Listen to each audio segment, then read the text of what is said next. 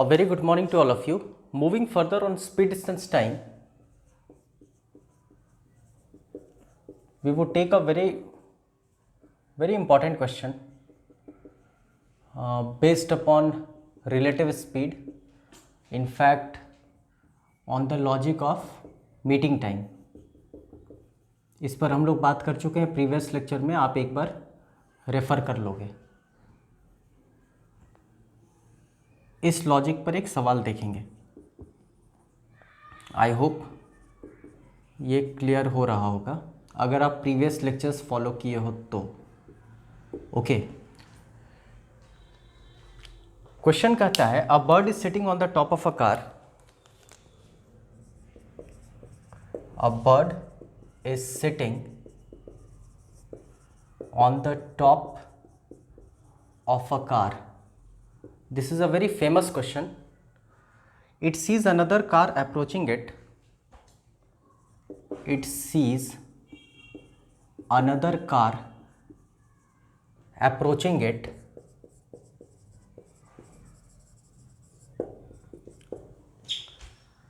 at a distance of 20 kilometer.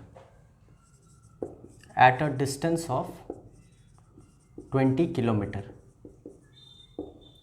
Then speed of two cars are 35 kilometer per hour and 45 kilometer per hour respectively. Speed of two cars are 35 kilometer per hour and 45 kilometer per hour respectively. Okay. Then we have the bird starts flying from first car to second.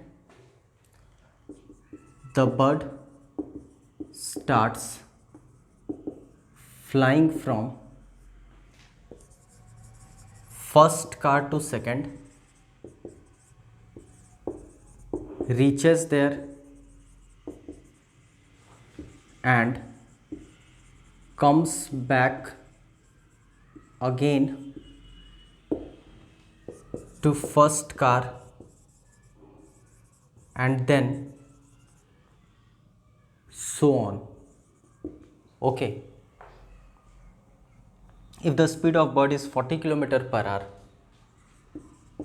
if the speed of bird is 40 km per hour,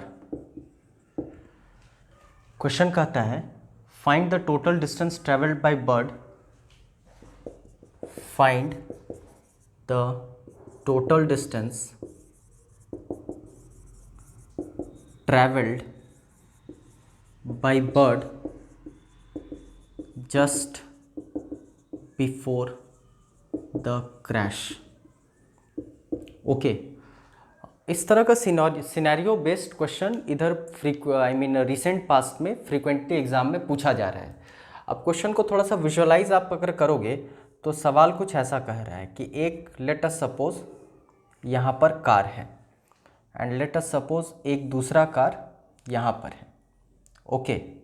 let us assume like this.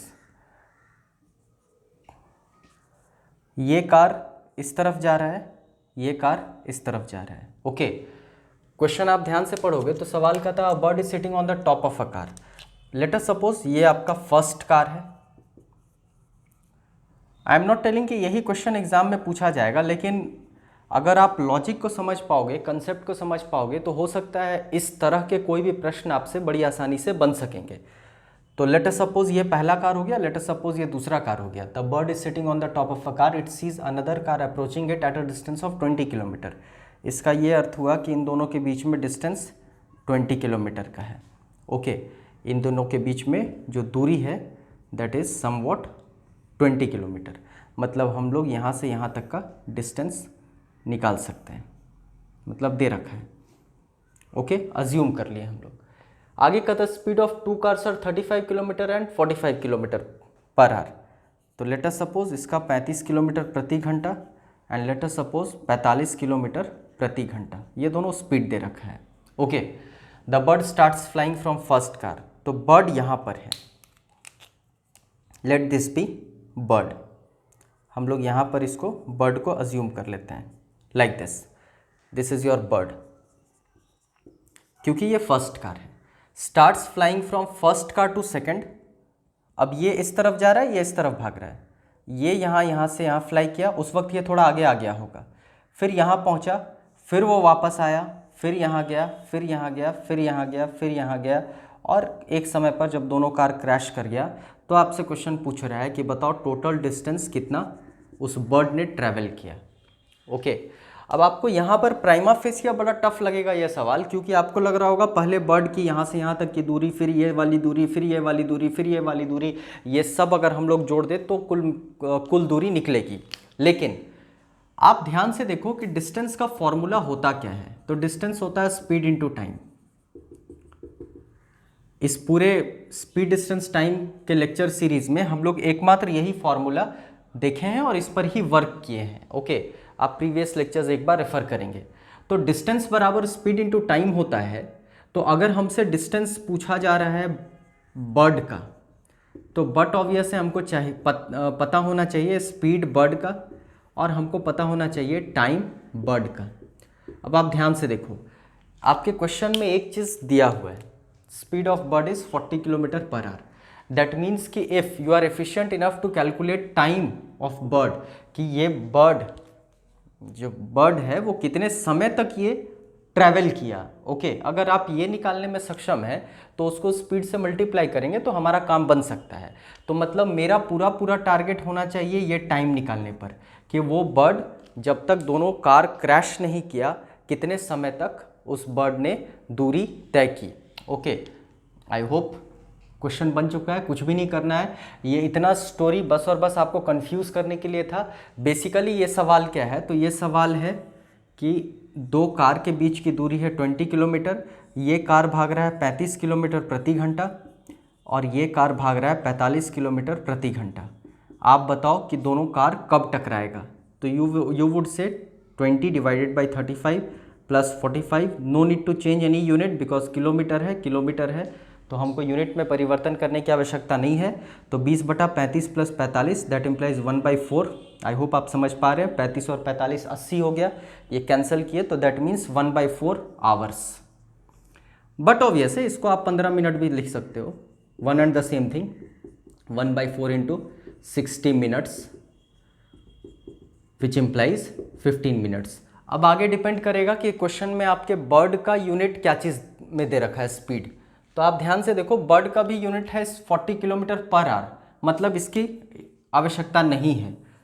Okay, लेकिन अगर मान लो bird का unit kilometre per our में ना दे करके metre पर second में होता है या मीटर पर मिनट में होता तो हो सकता है हम लोगों को ये यूनिट चेंज करना पड़ता। खैर, दैट्स ऑल, क्वेश्चन बन चुका है। आप ये समझ पाए कि दोनों कार टकराएगा 15 मिनट के बाद।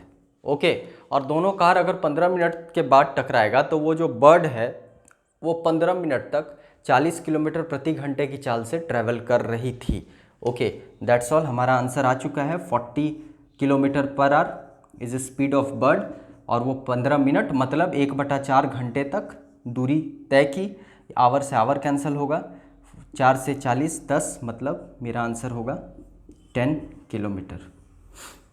तो आप देख पा रहे होंगे कि सच अ कॉम्प्लेक्स स्टोरी, लेकिन इसका आंसर, इसका सॉल्यूशन कितना आसान था। इस तरह के क्वेश्चन आपके एग्जाम में रिसेंट पास्ट में पूछे जा रहे हैं। I hope this is very clear to all of you. That's all for today, thank you.